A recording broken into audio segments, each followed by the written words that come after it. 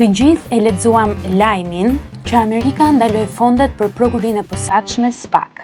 Shumë e përdorën urdhrin e Trump për të peshkuar klikime.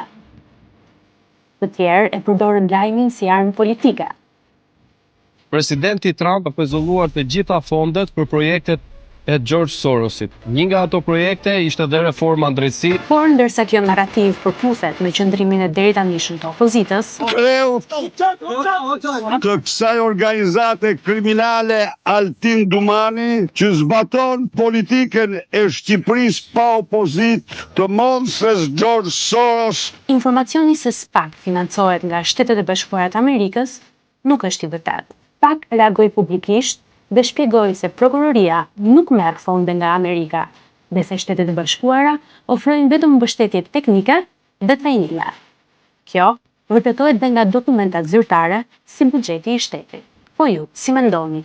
A u përdor vendimi i Trump për politikë dite dhe karema klikimesh? Na shkruani në komente.